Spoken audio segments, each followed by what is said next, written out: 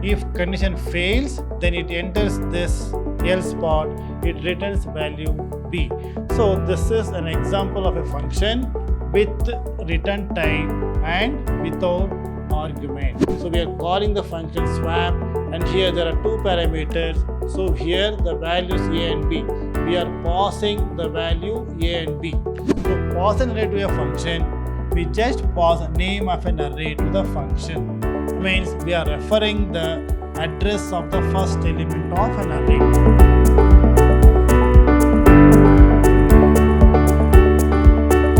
Dear students, welcome to CS classes. I am Ravi Kumar KR, lecturer in computer science, Vidhyaashram PU College, Temple of Excellence, Mysuru.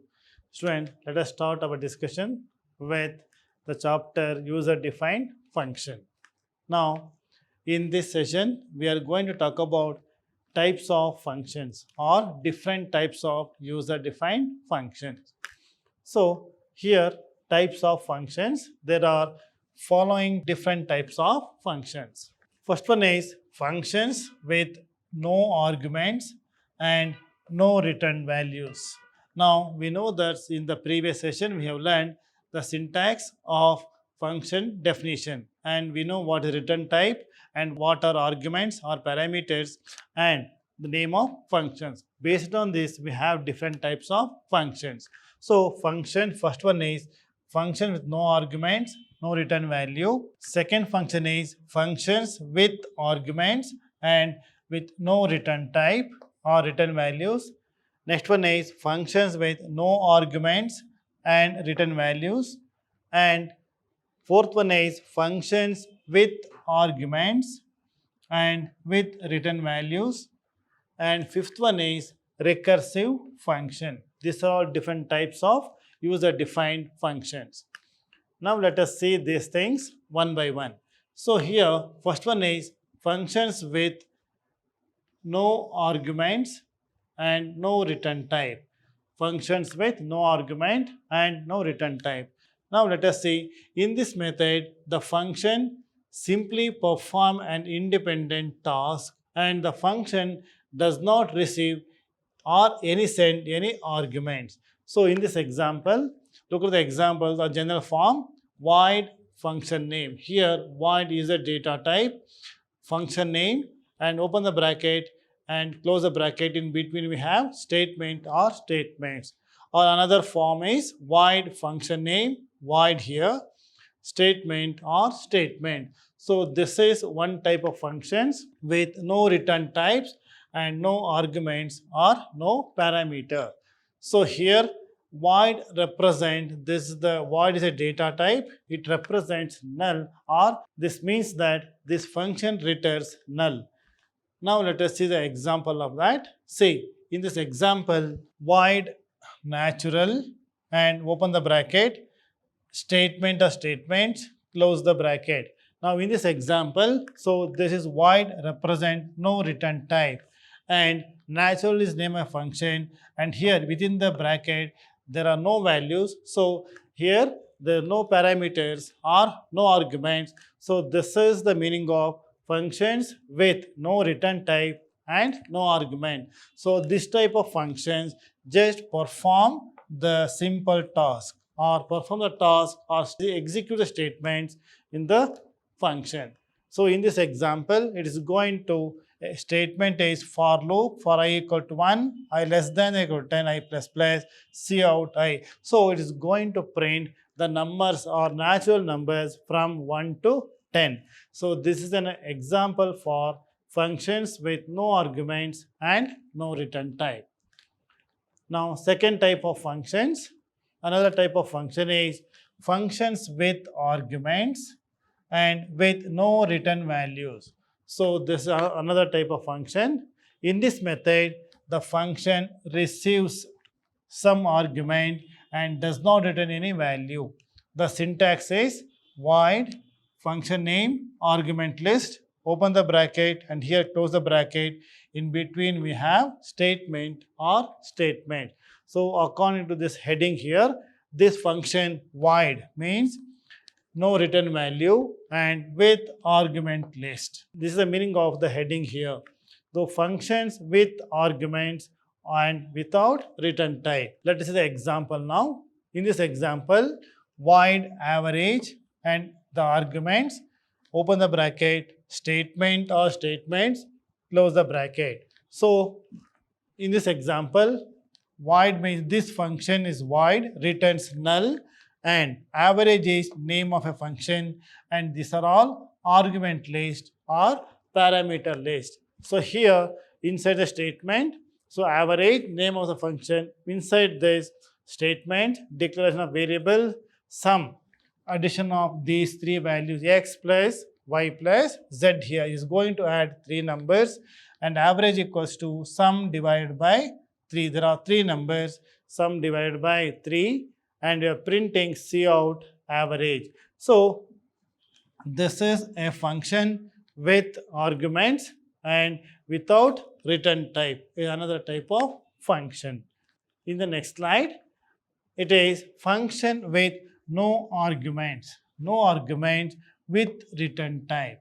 So this is another type of function. Now in this method, the function receives no argument, means no argument, but returns a value. So accordingly, the syntax is return type. So return type, because this function returns a value, means with return type, returns a value, name of a function, and function with no arguments. So in this syntax here, there are no values, so no arguments. And within the, open the bracket, close the bracket, in between we can have statement or statement, and this function return a value, we must have return statement here. So this is the one type of function. Now look at the example here. Int is the return type, greater is the name of a function, and no parameters. So inside this we have a statement, if a greater than b, return a, because this function returns a data type or returns a value of data type int. So this function returns a value, so we are using a, returns a variable a, because of it function returns a value. So if condition fails, then it enters this else part, it returns value b. So this is an example of a function with return type and without argument. In the next slide, functions with arguments and with return type. So this is another type of function. Here in this method, the function receives some argument and returns a value. Now let us see the syntax of this. Return type, space, function name, argument list, open the bracket, and here closing this, in between we have statement or statements, and this function return type is there, you must have a return statement here, return a value. Now let us see the example for this. So this is again example, return type with argument. So here float is the return type and interest is name of a function, and these are all the three values or three arguments. And here accordingly inside this, SI equal to PTR by 100. So here it's going to calculate the simple interest, PTR by 100. Then return SI. Here SI is the result. So we are going to return this answer to the main function or calling function. So this is a return statement because this function has a return type specifier. So this is an example statement. Another type of function is recursive function. So what is recursion? So here recursive function is a function that calls itself, and the process of calling a function by itself is called a recursion. So students, so far in the previous example we have seen there are two functions, there are two separate functions. One is void main function, second one is user defined function. Normally inside the void main function we are calling inside user defined function, but in here the same function call itself, that is called recursion. Mean the process of calling a function by itself is called a recursion. Look at the example here, return type, function name, argument list, statements, return, and here again this is the function name. I mean the same function name what we use here along with the parameters. So here we are calling the same function name. This is the called recursion or recursive function. In the next slide, we will see another concept, that is pass by value or call by value. This is another method of passing values to a variable or passing arguments. So the calling function sends data to the called function through actual parameters. See, we have learned in our previous session about actual and formal parameters. So actual parameters are we have declared in the calling function, and for formal parameters are the variables or the parameter we are using in function definition. So here actual parameters, the called function receives the data into its corresponding formal parameters. This is pass by value. So here pass by value, the actual parameter pass the value to the formal parameter. So this is pass by value. And in pass by value, the copy of the data sent by the calling function is stored in the temporary storage locations. And here in pass by value or call by value method, the function works with the copy of the data. Means it is not going to work with the original data, which works with the copy of the data. And the call function uses these values as the initial values of the formal parameter. So here in pass by value, the actual parameter pass its value to the formal parameter. So the formal parameter uses copy of the actual parameters or nothing but the formal parameter works with the copy of the data. So here the formal arguments are processed or changed in to generate the required result. So because of this pass by value method, any changes made in the function, inside the function, only it is going to affect inside the function. Once it comes out of the function, outside the function, so it don't have any impact on original values or actual values or actual parameter. That is pass by value method. Now next one is pass by value or call by value method. So this is one of the simple example program. So in the example program starts with header file, void main, here void swap int. This is your function definition, function declaration here. So this function returns null and has a parameter. Declaration of int a and b, declaration of variables, clear screen, enter two numbers, scene a and b. We are passing or we are reading the values of variables a and b. Now we have output statement. Before calling value of a and value of b, means we are going to print the values of a and b as we have entered through input statement. Next one is swap ab. So here we are calling a function. So this is calling a function swap a and b. So we are calling the function swap, and here there are two parameters. So here the values a and b. We are passing the value a and b. That is the meaning of call by value method. So next one, after calling a function, we are printing value of a and value of b, then get ch, close the function. So this is the main function. Next one is we have to write the function definition. It is user defined function outside the void main function. So here the function definition, void swap int x and int y. Please observe that here we use the variable a and b. A and b is here, we have declared the variable a and b, and here in user defined function definition we are using variable x and y. So these are the statements to interchange the values of two variables. So here accordingly is going to change the values of a and b. And here when you execute the program, see, observe that we are entering value 10 and 20.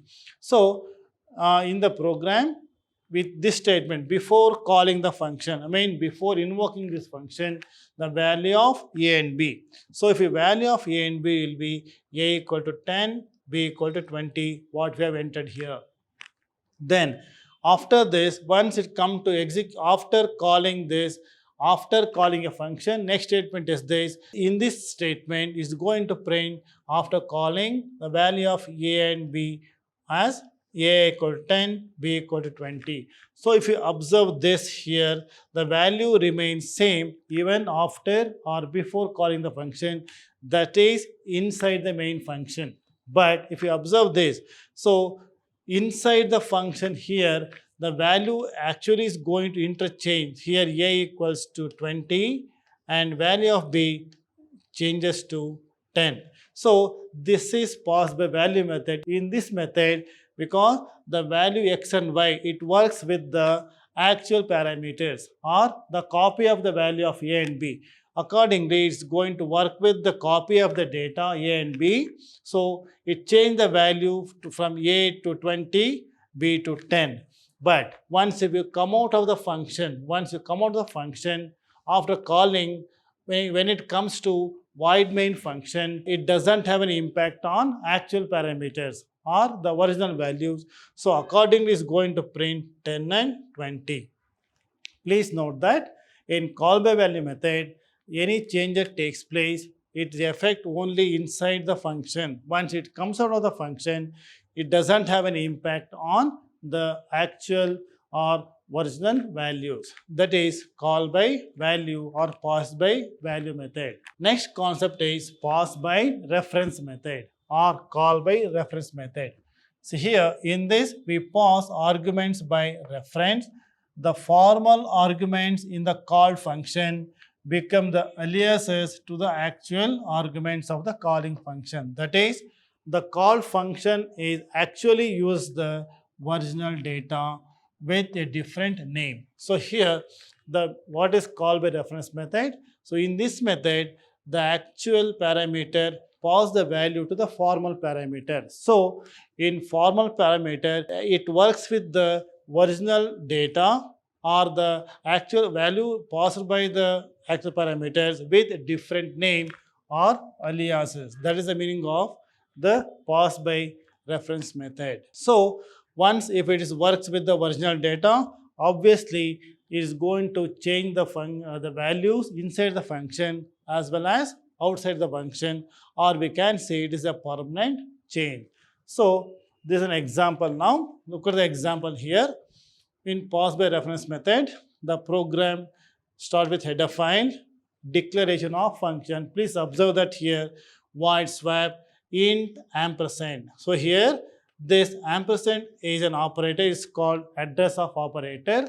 So int ampersand, Then apart from this, as usual, declaration of variables a and b, enter two values a and b. Now before calling a function, values of a and b we are printing here. Then we are calling the function as a and b as it is. Then again we are going to print after calling the function a and b. Then close the program with getch and bracket. And after that, we have to write the function definition. And here, please note down void swap of ampersand x and ampersand y. So please, there is a difference here. So and stands for ampersand stands for address of operator. So we are going to pass the address of the original data or original parameters or the variables. So here, accordingly, these are statements to interchange the values of two variables. So once if the come out of this, we are going to print the statement.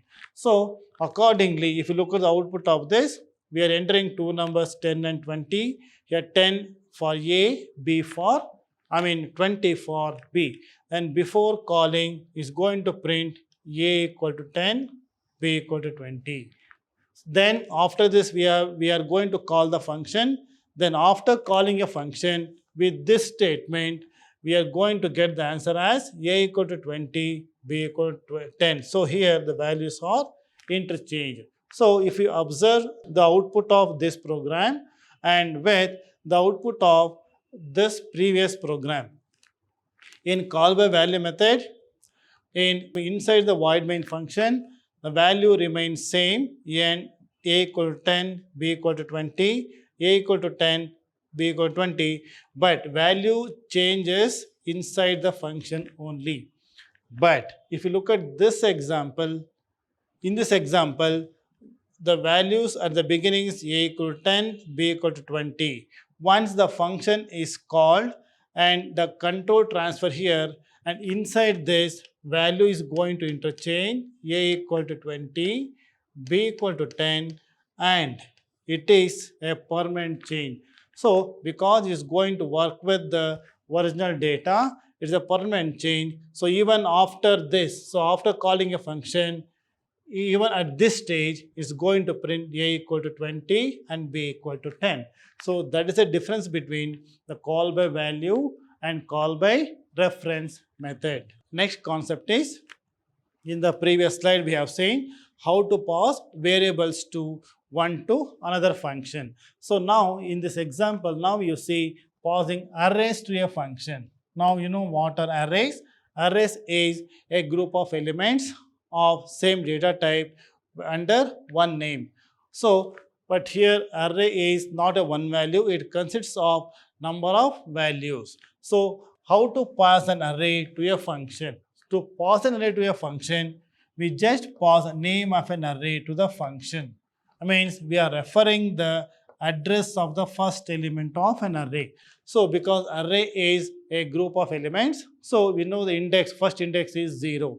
Whenever you pass an array to a function, we pass the array with the name of the function only. So once we do that, but it takes or it considers the address of the only first element or index 0 of an array. Next, using this address, the function can access all the elements of an array. So in array, all the elements are stored in a sequence in the same order. So once the address of the element is passed, then address of other elements can be obtained easily.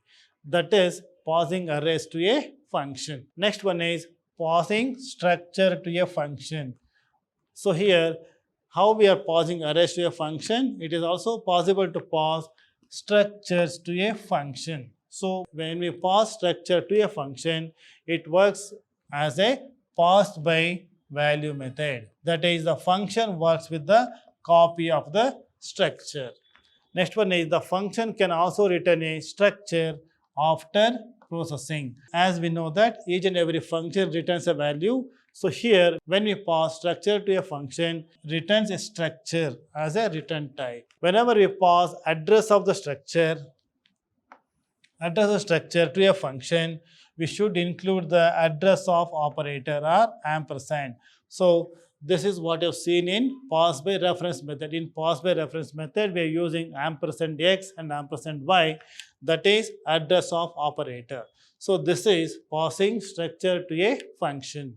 Students, in this session we have discussed about types of functions, then pass by value, pass by reference, and how to pass an arrays and structures to a function. Let me continue my discussion in my next class. Thank you so much.